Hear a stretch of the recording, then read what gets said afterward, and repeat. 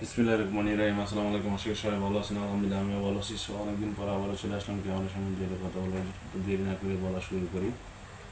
আজকে যে বিষয় নিয়ে কথা বলবো সেটা একজন ব্যর্থ লোককে কাহিনী বলবো, একটা গল্প বলবো। এই বিষয় নিয়ে দুইটা কথা বলবো। তো বলা শুরু করি, অন্যদিকে না যেয়ে। একজন ব্যর্থ লোকের কাহিনী। কখনো কখনো জীবনে এত কঠিন সময় আসে এমন কিছু আমাদের সাথে ঘটে যা আমাদেরকে শেষ করে দেয়, আর আমরা জীবনের কাছে হেরে যাই, হতাশ হয়ে পড়ি। সমস্যা তো জীবনে হাজারো আসে, কিন্তু সেখান থেকে বাইরে বেরিয়ে আসার কোনো রাস্তা আমরা খুঁজে পাই না। আর না তখন কেউ আমাদের কষ্টটা বুঝতে পারে, আর না কেউ আমাদের কষ্টটা দূর করতে পারে। কথা হলো, এরকম মুহূর্তে নিজেকে কিভাবে কন্ট্রোল করবেন। একটা গল্প বলি। একবার একটি শহরে অনেক ধনী একটা লোক ছিল।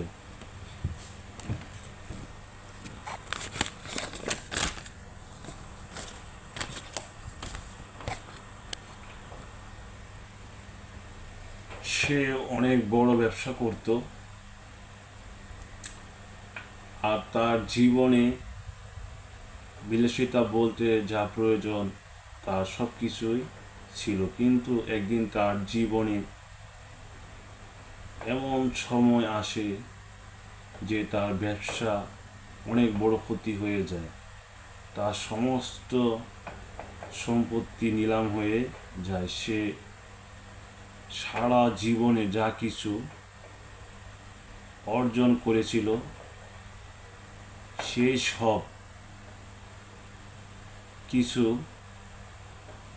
দিনের মধ্যে শেষ হয়ে যায়, আর রাতারাতি তার সব কিছু বদলে যায়। এমন অবস্থায় সে এতটাই ভেঙে পড়ে যে সে মনে মনে ভাবে, এই জীবন থেকে ভালো আমি এই জীবনটাকে শেষ করে দেব।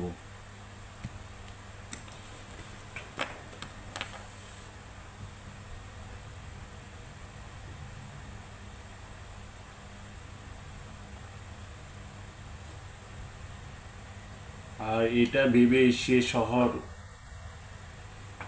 থেকে দূরে একটা পাহাড়ের উপরে যায়, যেখান থেকে লাফ দিয়ে সে আত্মহত্যা করবে। আর যখন তিনি ওখান থেকে লাফ দিতে যাবে, তখন ওখানে একটা লোক বসা ছিল। বসা থাকা লোকটি তাকে লাফ দেওয়া থেকে আটকায় এবং জিজ্ঞাসা করে, তুমি এখান থেকে কেন লাফ দিতে চাও? তখন ওই লোকটি বলে, আমার জীবনে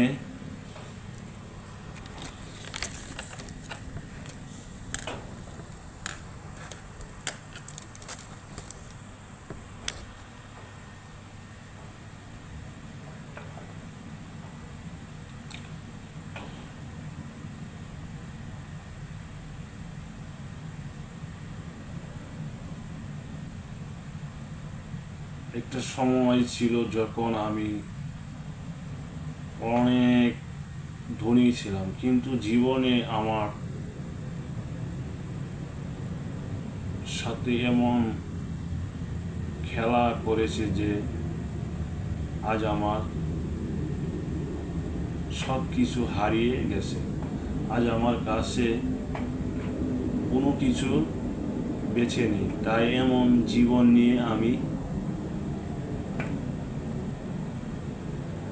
করব কি? এর থেকে ভালো আমি নিজেকে শেষ করে দেব। তখন ওই বসে থাকা লোকটি তাকে বলল,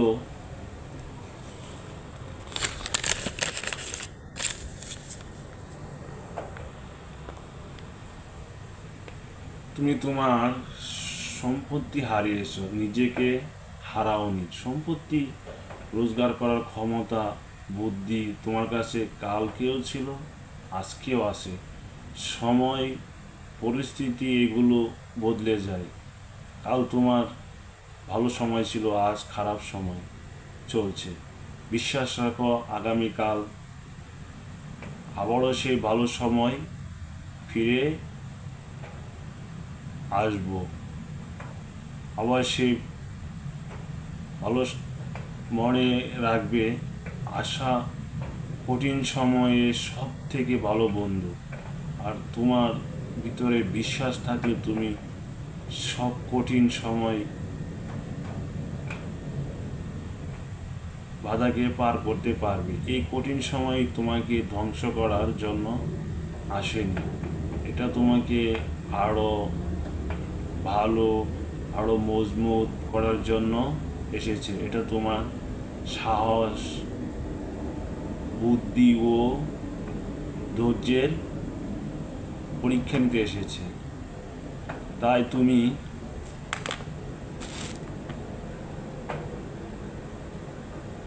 তুমি তোমার বিশ্বাসকে নষ্ট করতে দিও না, নষ্ট করে দিও না।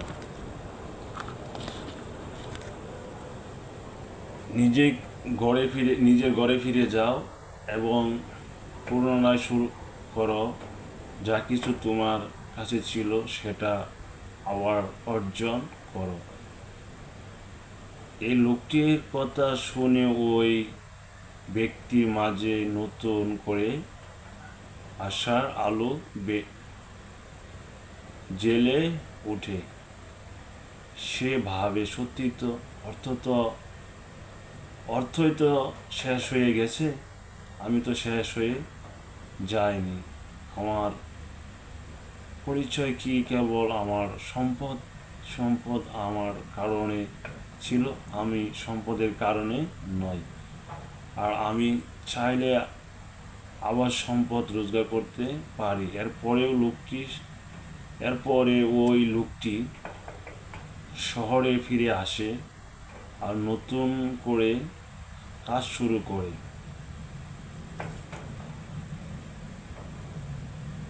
ধনী লোক পরে কিছুদিনের মধ্যে সে আবার ধনী লোক হয়ে যায়। এই ছোট গল্পটি আমাদের শিক্ষা দেয় যে সময় যতই খারাপ হোক না কেন, সেটা একদিন ঠিক হয়ে যাবে।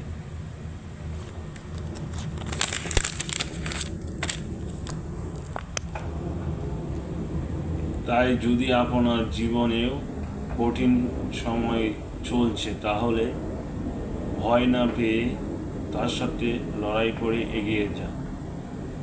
মনে রাখবেন, রাত্রি অন্ধকার থাকে না, সকালটা অবশ্যই আসে। ভালো থাকবেন সবাই, দেখা হবে, কথা হবে অন্য আরেকদিন। অনেক কথাবার্তা বললাম, হয়তো কথাবার্তা আমার বোর টুটি থাকতে পারে। সো আশা করি সবাই সেটা পজিটিভভাবে দেখবেন এবং বলবেন, আমি শুধরে নেওয়ার চেষ্টা করবো। সো ভালো থাকবেন সবাই, দেখা হবে, কথা হবে অন্য আরেকদিন কোনো ভিডিওতে। এবং সবাই ভালো থাকবেন। আজকে একটা গল্প বললাম, হয়তো এই গল্পের মধ্যে আমি আবারও বলছি ভুল টুটি হতে পারে, সেটা আশা করি সবাই নেগেটিভভাবে পজিটিভভাবে দেখবেন অ্যান্ড বলবেন, আমি পরবর্তী শুধরে নেওয়ার চেষ্টা করবো। সো ভালো থাকবেন সবাই, দেখা হবে, করতে হবে অন্য আরেকদিন অন্য কোনো ভিডিওতে। সবাই ভালো থাকবেন। আল্লাহ হাফেজ, বাই।